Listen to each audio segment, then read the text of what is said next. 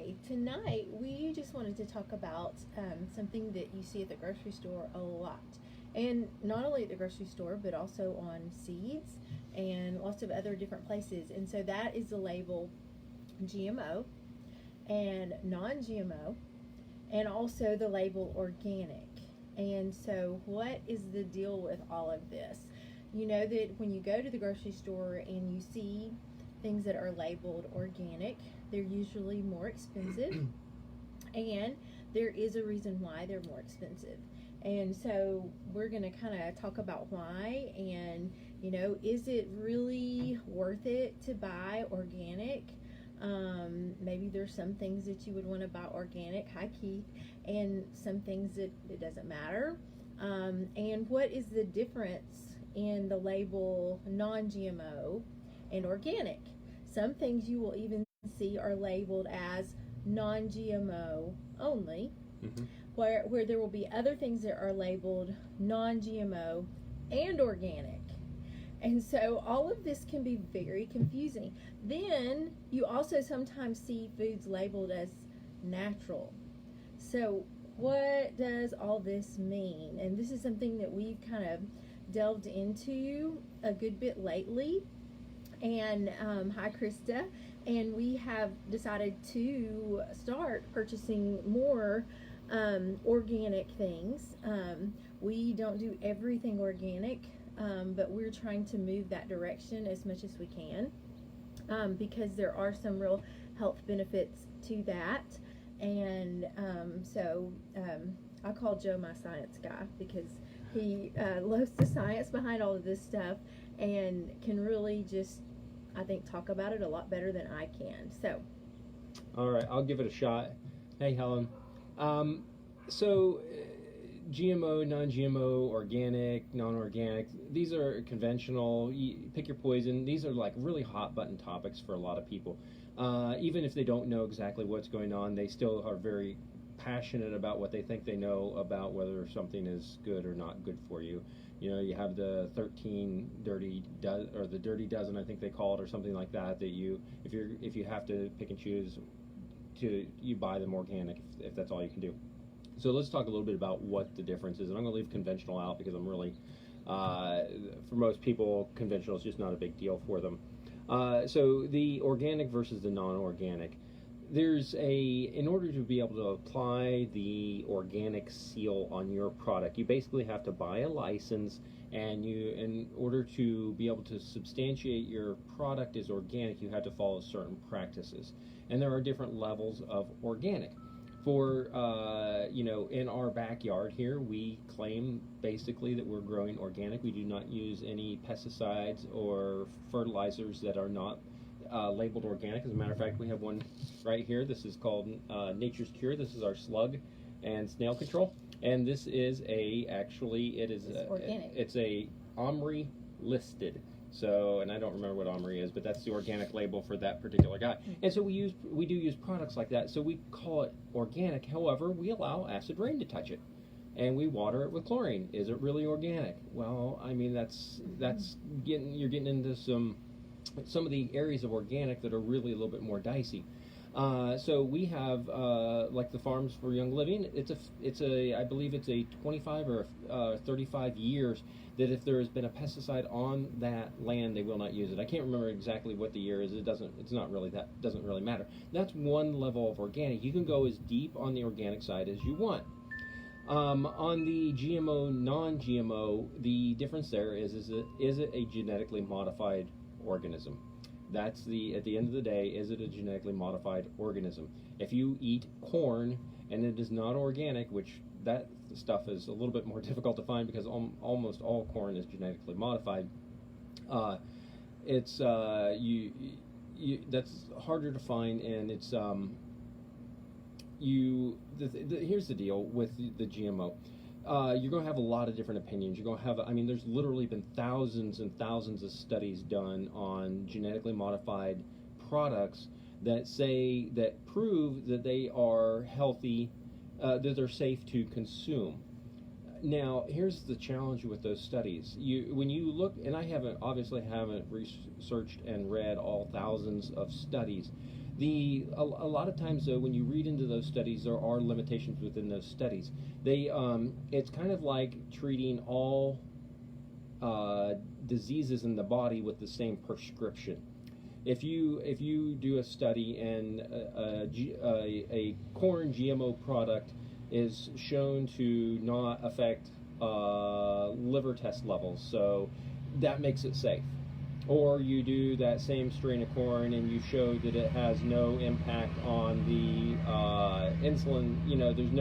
There's long-term damage to the pancreas, or the insulin production does not change enough to be clinically significant. What do all these things mean? I mean, when you test something in a double-blind placebo-controlled study, or you're testing things in rats, you are looking for the nth degree of the nth degree.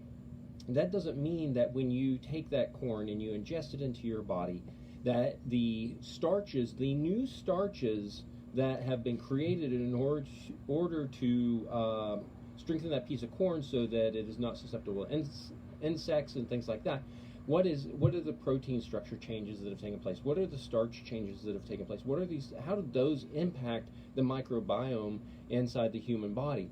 Well, those things some of them we are testing in limited capacity, but it's the nth degree of the nth degree. Just because it doesn't affect maybe lactobacillus doesn't mean it's not impacting 50 other microorganisms in there. You literally have about 5 trillion different bacteria residing in your gut at any one time.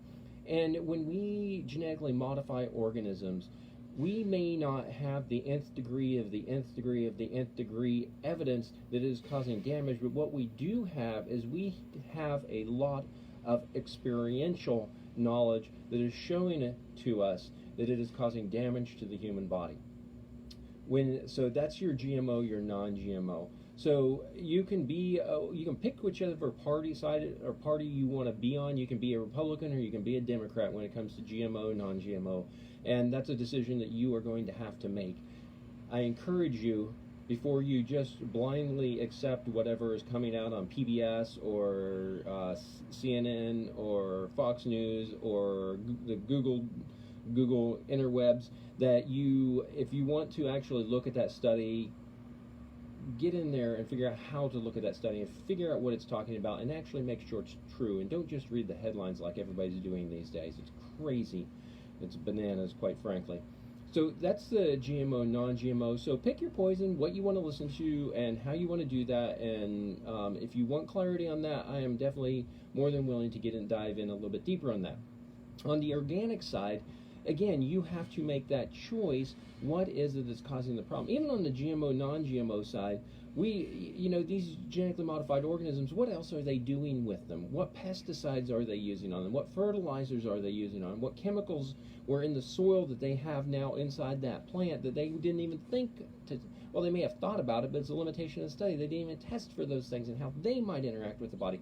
So, there's just a lot of factors. Like I said, maybe we don't have the nth degree of the nth degree of the data yet, but we have, like I said, that experiential knowledge that we're seeing in the community, in the health and wellness space, that is telling us that some of these things are just doing significant damage to the human body. And so while that may be anecdotal, you can't ignore all mountains of anecdotal data just because it's not a peer-reviewed and journal study. So when you're looking at these organic products and trying to decide, is this something that is going to benefit me or is this something that's going to hurt me, the big issue for Amy and I right now on the organic side are the pesticides in particular.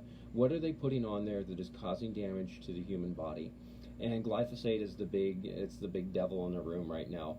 We're not huge fans of glyphosate. We think there's just enough experiential evidence out there that says that there's likely a problem with some of this. When you're working with a human being and you're trying to help somebody that has some real significant challenges in their life, and you put them on organic, usually you're making quite a few other changes as well.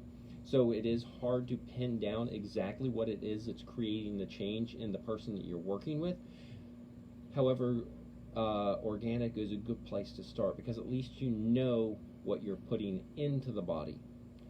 You don't necessarily know which piece of that is working, whether it was the sleep or the blue light or the exercise or the organic or the non-GMO. You're working with a lot of different parts and pieces, and you don't know exactly which one's working. What we do know is that when we work with a client and we have them that has certain types of issues, and we shift them to a organic diet, we see improvement.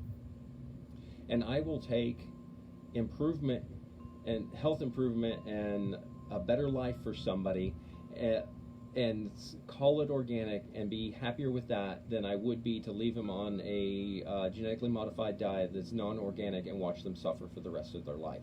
That's just not okay. And so if you want to, again, this is a polarizing topic for a lot of people. I get it. And organic can be a bit more expensive.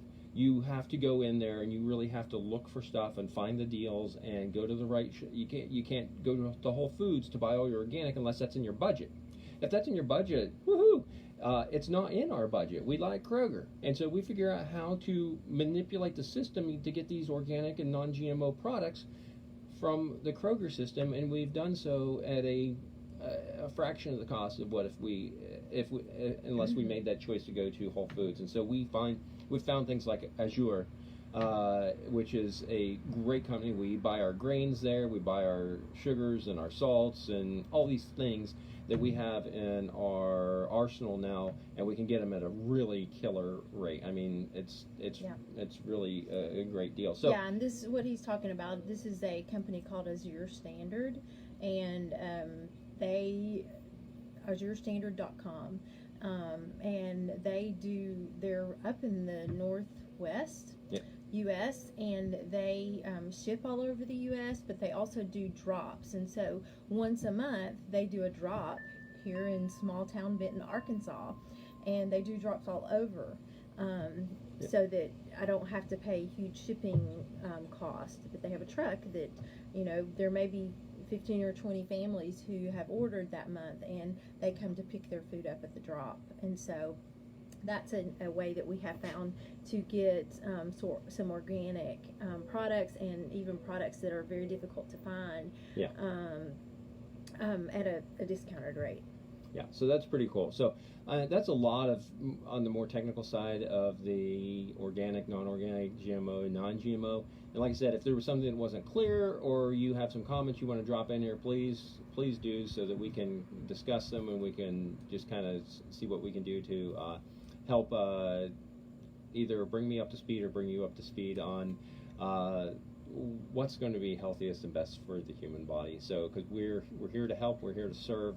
We want to see everyone live a healthier life and to live that long-term plan that God's laid out for us, and He just really desires that we live a healthy life. So that's right. And I'll just say, I feel like the closer we can get back to eating the things in the ways that God created it, the healthier it's going to be. So, God didn't spray chemicals on everything. And so, we're pretty sure. If we can get back closer to how He designed it, it's going to be healthier for us. It's going to be better, more likely it's going to work with the human body than we have now. So, any questions, you let us know. We'd be glad to help, answer them for you.